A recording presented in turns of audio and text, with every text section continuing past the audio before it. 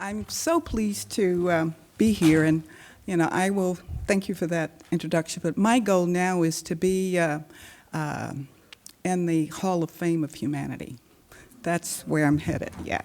But in any event, I really am honored. I feel like this conference is addressing a most essential issue. When I was thinking back, Plato and Aristotle in their great books, and we're interrogating and dialoguing about what makes for good society. Now, what are the goods? And the goods that they identified were like justice, genuine friendships, human happiness, and the like. And I truly believe that human dignity is the foundation upon which all of these goods are based. So my intent is to focus on human dignity from a micro-local perspective, bringing it closer to home. I think that Menashe, it's interesting, she formulated her thoughts from the east, I did from the west, and yet there's overlap. But I think when we all are striving to do good, there is overlap. So bear with me. And focusing on this kind of micro perspective, I do think that less attention has been given to this sort of level as opposed to the macro level, where we continue to grapple with issues of global armed conflict and their residuals of poverty and world hunger and violence and rape and all those things that come from human trafficking. These are indeed very important issues that we need to continue to look at. But I want to address at least two issues, or just two issues at the micro level that I believe warrant greater attention. But before I do, I know we've commented on this whole thing of what do we mean by human dignity. We've established the fact that it is, a birthright. Human dignity varies, as we said, according to time and place, and the definers. And I wanted to emphasize definers because the rule makers, the lawmakers, have important impact in terms of defining human dignity. The lawbreakers as well.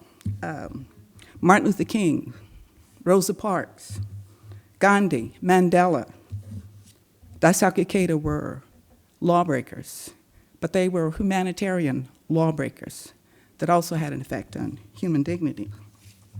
We have laws that have been sort of put into place by many people who have fought for human rights and justice. We have, women's rights, child rights, gay rights, all of these laws. And, we say that, we have the laws, but at the same time, and we say that, why do we continue to debate this issue? There should be no debate if, in fact, human dignity is a human right. But I think that one reason we do continue to debate this issue, and there are probably many, but it's because despite laws, people's attitudes, our attitudes and behavior don't change as rapidly as laws. Okay, and we look at the law's definers. And William Ogborn, a sociologist, had this term that he coined cultural lag. And he talked about this whole notion of how, as humans, we lag behind the rapid pace of technological development. So he talked about this cultural lag. But I also think that there's something that I term as this human attitudinal lag, where it is the case that we have these laws, but we're so slow to change. So that's why I think we have to continue to discuss. We have to continue to discuss and grapple with this issue of human dignity to the point that it becomes a non-issue. And I think that this will be a time when we as a society have evolved to the point of equally honoring, respecting the rights, worth, and dignity of all human beings in all of their forms, wherever they exist. And I'm optimistic that we will get there. So, Daisuke Ikeda noted that all concepts of human rights have their basis in some understanding of human dignity. And Barwell Mitchell, I really like his book. He further noted in his book on human dignity, human rights, and responsibility, the new language of global ethics and bio-law. So he said that every offense against human dignity and every violation of human rights is a prima facie a grave ethical transgression against humanity. So therefore, our work must continue. So the first issue that I will address is regarding the power of language. Our language, whether it's verbal or body language or nonverbal, has a direct and powerful bearing and impact on human dignity. Without language, without memory, we would have no sense of ourselves or the other, or how we describe ourselves and how we contextualize others. And I think it's very interesting and informative to look at the evolution of language over time and the evolution of people, because there is a correlation between both. The language we use to view and describe, for example, women, and it correlates with how we treat women. This is when it has changed over time, given historical forces, movements, et cetera, et cetera. But I was reminded by an activist researcher in women's studies, and she was sharing with me that she's very much preoccupied with working to eliminate the B word. I said, the B word. She says, yeah, bitch. She said, this word is still degrading and commonly used when describing women. So she reminded me again that we still have work to do. So back to language, how individuals are labeled creates expectations and predictions, right, about them.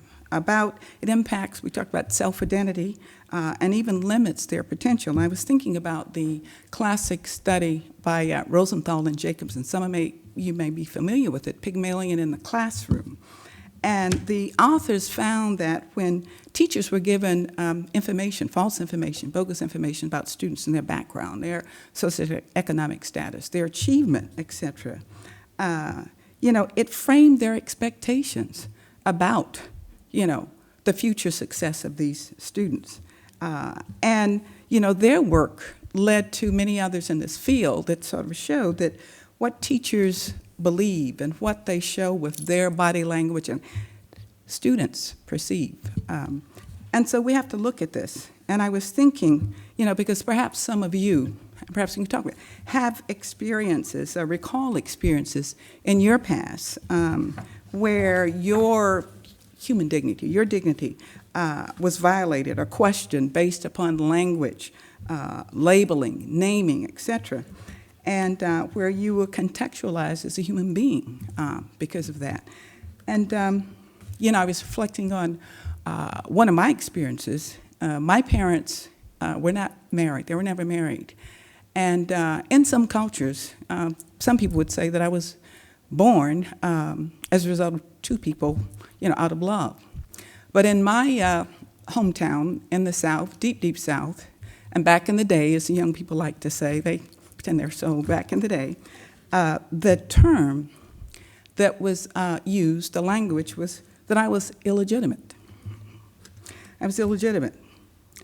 And in one way, that term wounded like a weapon. It wounded like a weapon. But on the other hand, it was an impetus for me to achieve. And sometimes I look at that because it can be a double soul in terms of whether, it's continuing to achieve. So I was thinking about this myself, and, some of my friends have shared this story. So, well, how is it that you were able to keep going and achieving? And I said this, because I had mentors, because I had cheerleaders, because I had role models. And I think that because we're human, that people like Gandhi, you name them, famous people, people like that, they too had moments where their dignity was violated. But they had people who believed in them. They had mentors, role models, etc., which is very important. And I recently attended it was a talk, and there were two precious young women, youth, who had high academic achievement in secondary education, elementary, secondary, in the U.S., but they were undocumented, and they were attempting to, really wanted to pursue higher education in the United States. And so they had shared with me that they were labeled as undocumented aliens and how that had wounded their spirit. And so I shared my experience with them and assured them that, you know, you and I are precious human beings, okay?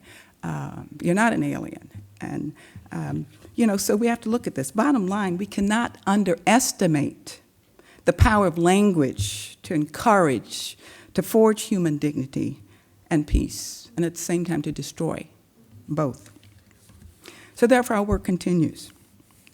We must teach the language of human dignity in our schools, in our homes, in our communities. I was thinking about my good friend, Dr. Padmini Hans, who's in Orange County, toiling to really provide the tools for human dignity in her school, love and humanity and respect for preschoolers and elementary school students. And you probably know many, many people who are doing the same, okay? But the bottom line is that we need to even learn more about successful programs and efforts where one is enhancing, celebrating, teaching, and embracing human dignity. So language is one thing. Another thing I want to touch on, second sort of area, is a topic that may seem distantly related to the whole thing of human dignity, or questionably related. It's the issue of substance abuse. Substance abuse. It's an assault on human dignity. It's an assault on human life, regardless of whether we blame the victim or blame the system. And I'm aware that there's too much politics regarding this issue, and some say that, you know, it's too complicated to deal with. We don't need to talk about it. Could be right, I don't know. But that's not my concern. I'm also aware that neuroscientists, neuropsychologists have biochemical evidence that shows a strong relationship between brain functioning, malfunctioning, and addiction. The evidence is there, it's been replicated, great. But again, that's not my interest. What I'm concerned about and want to focus on is the victims themselves of drug abuse and how they are treated and how they and other, I would say, conspicuous groups. We're talking about in days we used to use the term skid row, all of these people that, you know, have ailments and they're taboos, HIV and all. So we want to look at this. And I think human nature, you know, we don't like to deal with sometimes human frailties, and it causes dissonance sometimes, these unpleasantries kind of thing. But this is reality. So whether self or other inflicted, drug abuse infringes upon and robs victims of their human potential, of their human dignity. And in many cases, it robs them of their lives. We're losing many of our young people. Can we say youth is our future to this same issue? It's the most prevalent cause, that is substance abuse, to both the morbidity and mortality of young people. So this is a problem that spans across everything, social class, you name it, race, across suburban, urban, rural areas. It's there, it's in our face.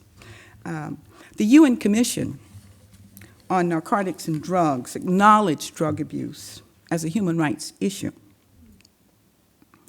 You know, they adopted a resolution to create a more balanced approach, giving great attention to the reduction in the demands of drugs by abusers, thus focusing more on the individual relative to the predominant focus which has been on illicit drug trafficking and drug supply.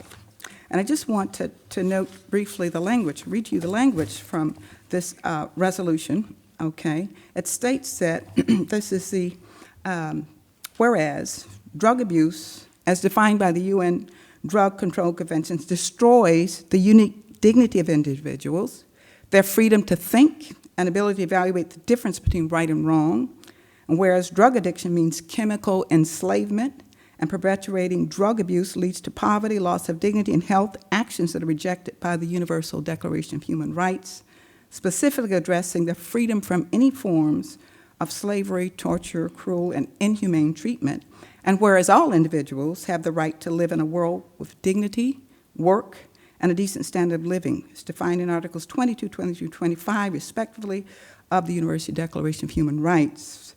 Therefore, let it be resolved that those abusing drugs should have timely treatment available to them and the equal protection under the law to ensure their individual rights and dignity. And finally, let it be resolved that we reaffirm the spirit and letter of the UN Drug Convention and Political Declaration of the UN General Assembly in 1988, which showed this, expressly called upon government to prevent drug abuse and to promote full recovery for those suffering from abuse and dependence. This was adopted in 2006 of September by the International Task Force. So the language Task Force on Strategic Drug Policy. So here, the language, I think, in these resolutions is clear, it's relatively strong, and it highlights the need to focus on the individuals who are burdened by substance abuse and the need to provide them care, et cetera, okay? But it's very difficult. It's extremely difficult to do this given the high frequency and rates of relapse, the high cost of treatment, and the low success rate of traditional treatment programs. But there's one, and I'll just mention that, nationally acclaimed program, I mentioned for a reason, that called Delancey Street. You might be familiar with it. There are 4 and maybe more centers now. It's 2 in California. But this particular program places at the center of its mission the dignity of its residents. Dr. Minnie Silbert, criminologist, psychologist, and CEO of the Delancey Street Foundation, noted that upon entering the programs, most of the residents describe themselves as human garbage. She further noted that if treatment outreach programs are based more on profit than on genuine compassion, human kindness, and empathy, they nor their residents will succeed. So Silbert describes her recipe for success, and it's been touted as one of the most successful programs. She describes her recipe for success as follows. Take 4 drug addicts, gently blend 1 cup of compassion with 2 cups of strict discipline, fold in 6 tablespoons of vision, add a generous dash of responsibility, mix with 3 valuable skills and 3 tightly packed cups of personal accountability, stir all ingredients vigorously, slowly, adding milk of human kindness until the mixture is thoroughly blended. Bake at 300 degrees for 4 years or until done to touch. Generously ice with red hot Minnie Silbert. I don't know what that means. Share this delicious Delancey Street staff of life with several thousand hungry people and watch them grow. This was her solution. I took a group of students from Soka to visit Delancey Street, and they heard many of the stories and testimonies of the residents, and we were all moved. And I think it is something about stories and, that provides sort of a firsthand type of authentic knowledge that strikes at the human heart. And sometimes it changes the human heart. And as she was talking about that. And Dr. Ikeda noted in his book on Soka education that the endpoint in the development of knowledge is isolated from human concerns is the weaponry of mass destruction. The endpoint in the development of knowledge isolated from human concern is the weaponry of mass destruction. And one of the, Manashi talked about the elements of global citizenship that he pointed out. It's also in his book. And he noted that the compassion to maintain an imaginative empathy that reaches beyond one's immediate surrounding and extends to those suffering in distant places is one of the important elements. And I took another group of students to South Africa, KwaZulu-Natal. And many of you know that South Africa has the highest rates of HIV. 67% of HIV victims are in Africa. So therefore, we went to where human suffering was severe and where human dignity was compromised, questioned, or lost. And we visited HIV/AIDS victims in their communities, in their homes. And initially, many of the students were, I mean, even though we educated them before about the precautions and about the myths about HIV/AIDS as well, but many of them were reluctant to go inside at first. But I went inside, and when I came back out, it's like I couldn't explain. It was like my expressions, but from this is nonverbal language, all of the students started going in. They went in.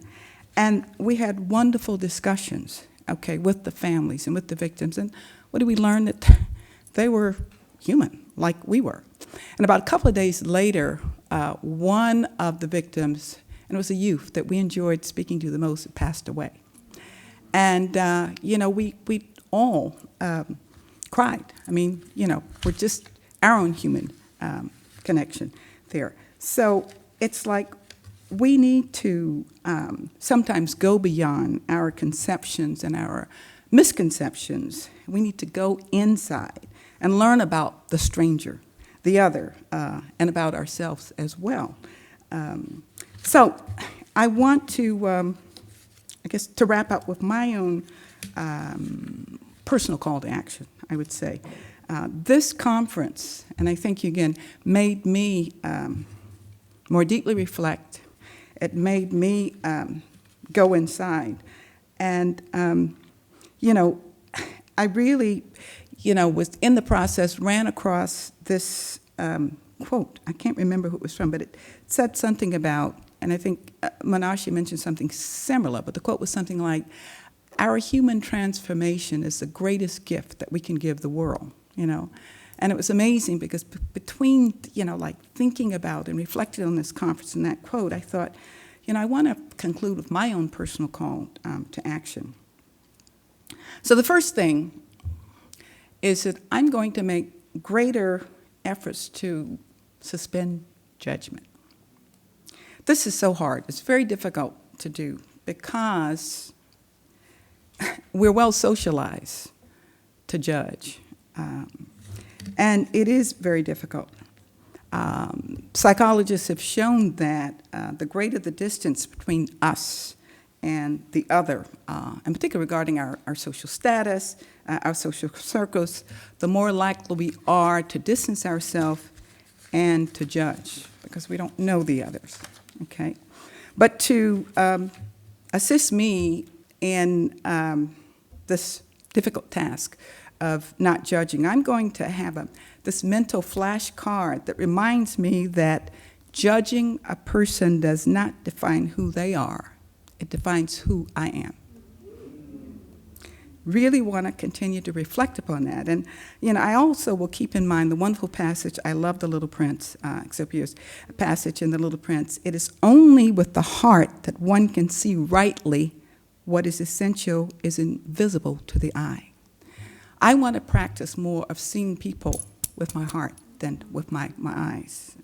Tough job, so I'm going to try. Second thing, I'll make an effort to bring a greater balance between the qualitative and the quantitative in my teaching and my research, and to incorporate more of the narrative and the human experience. I think we must create a better balance between head and heart if we are to have more, I think, teachers, researchers, politicians, leaders for peace and for humility and for human dignity. Martha Nussbaum, she's American philosophy, noted that the language of philosophy has to come back from the abstract heights, okay? She said that it's often where the language of philosophy lives, okay, but it has to come back to the richness of everyday discourse and humanity.